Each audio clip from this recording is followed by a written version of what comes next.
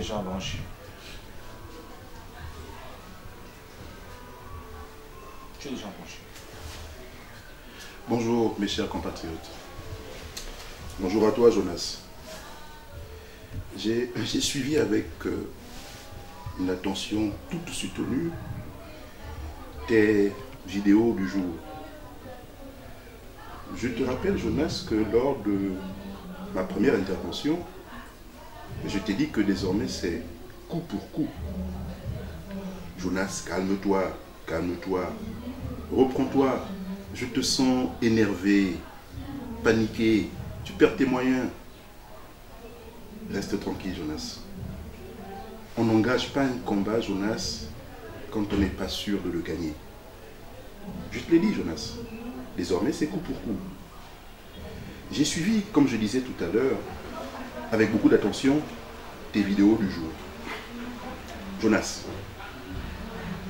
la mort d'une compatriote, ça fait toujours mal. Et ça, tous les Gabonais le savent, ça fait mal. On a retrouvé un corps à pleine rôtie, Jonas. Un corps démembré, décapité. Mais Jonas, lorsque tu dis que ce corps que nous avons, qui a été retrouvé dans le quartier Plein-Rôti, est un crime rituel,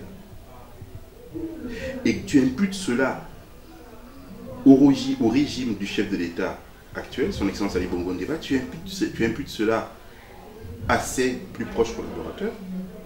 Jonas, tu es aveuglé par la haine. Tu es aveuglé par la haine, Jonas. Le gouvernement s'est prononcé sur ce crime rituel.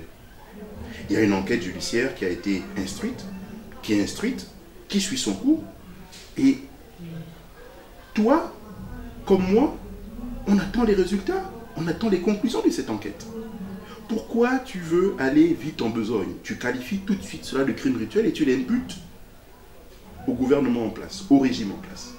Alors Jonas, un cas d'école, ce crime rituel, comme tu le qualifies toi, mais Jonas, il peut être un crime commandité par l'opposition. Est-ce que tu le sais ça? Tu sais aussi Jonas que actuellement le chef d'État est absent du pays et que comme toi tu es un activiste partisan et politicien, eh bien tu es effectivement partisan du changement, donc la prise de pouvoir par la force. Jonas, la conscience des Gabonais est une conscience éveillée.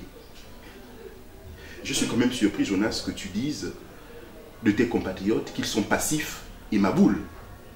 Mais qu'ensuite, tu dis des mêmes compatriotes que tu les défends depuis que tu es jeune. Tu ne trouves pas que tout ça est un peu contradictoire?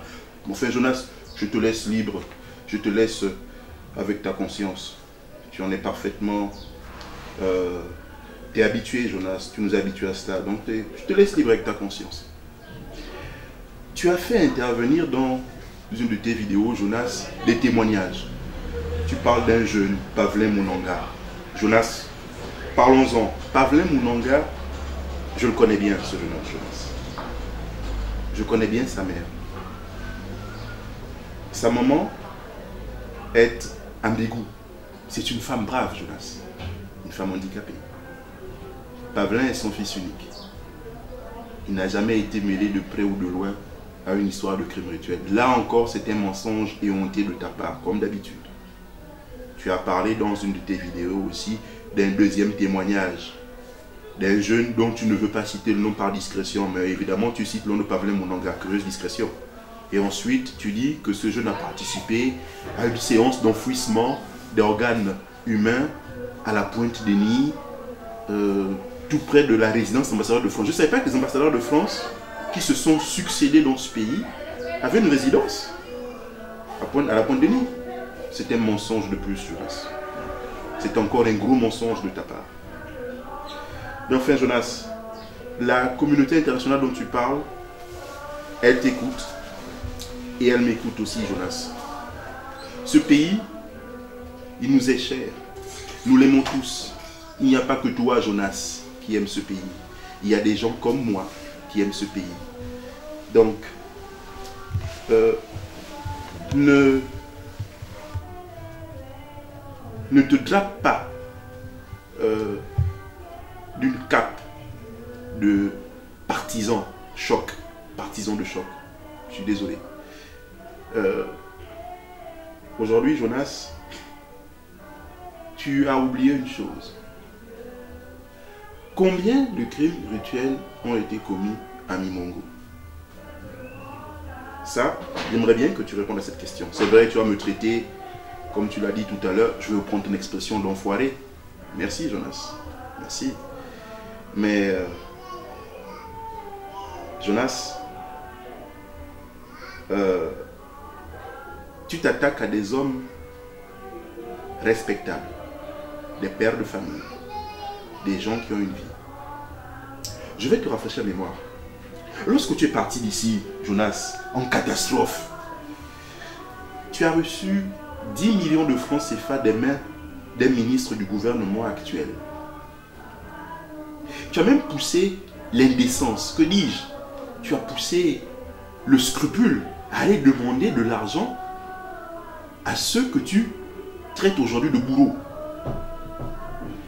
Mais je te regarde, Jonas, tu es en France, mais tu es bien portant, tu portes des habits de marque.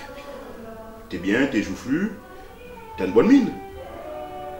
Tu es un activiste assez florissant parce que comment fais-tu pour garder ce train de vie alors que tu n'exerces aucune activité professionnelle rémunérée? On se pose un peu tous la question au pays, Jonas. Mais je sais que tu as acquis de belles habitudes en France. Tu manges au restaurant camerounais Le Coq Noir.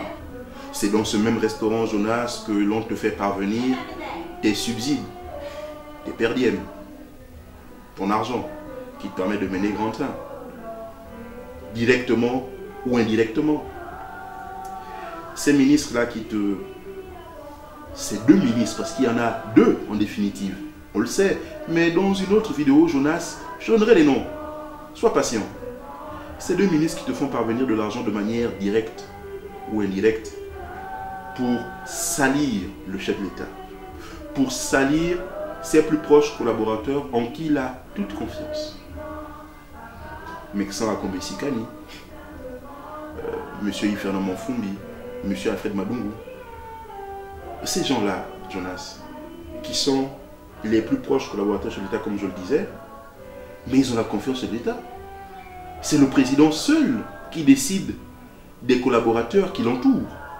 Ce n'est pas toi, Jonas, qui décide. Ce ne sont pas ces ministres-là qui te donnent de l'argent et qui te disent d'aller sur Internet pour poster des vidéos regardées par deux pélés et trois tondus, qui décident à la place de l'État.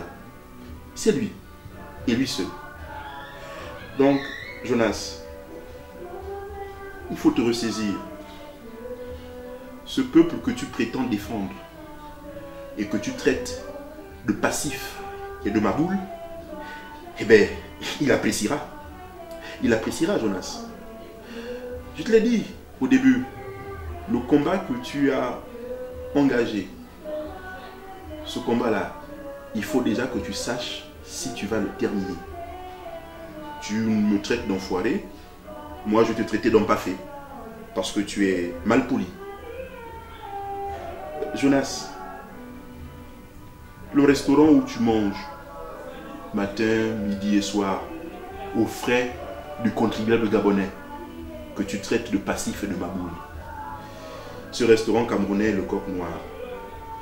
Jonas, je te donne un conseil de frère.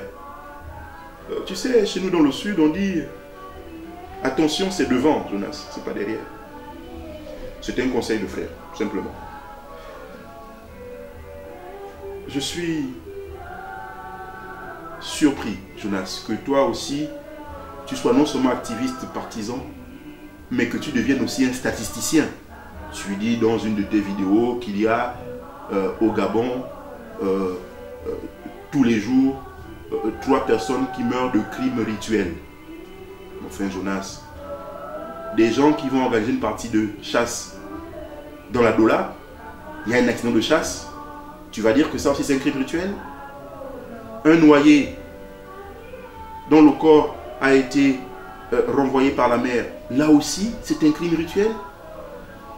Enfin, Jonas, quelqu'un qui est souffrant, qui rend l'âme à l'hôpital général, c'est un crime rituel. Il faut que tu arrêtes, Jonas. Tu es aveuglé par la haine, je me répète. Il faut que tu t'arrêtes. Et puis, Jonas, reprends-toi, calme-toi. Le combat est encore long. Calme-toi, je te l'ai dit. C'est coup pour coup. Donc, tu postes des vidéos. Il y a des gens dans ce pays qui réfléchissent. Il y a des gens dans ce pays qui soutiennent le chef de l'État. Parce que ce qu'il fait depuis qu'il a la tête du Gabon est inestimable. C'est vrai que tout n'est pas parfait. Mais toi, Jonas, apparemment, tu es de ceux-là qui pensent que le Gabon peut changer. Pas au cours d'un mandat, mais au bout d'un mois. Libre à toi. C'est toi qui le vois comme ça. Jonas, bon appétit à toi. Parce que c'est sûr que tu iras encore manger au restaurant Camerounais le Coq Noir. Allez, bon vent. Merci, Jonas.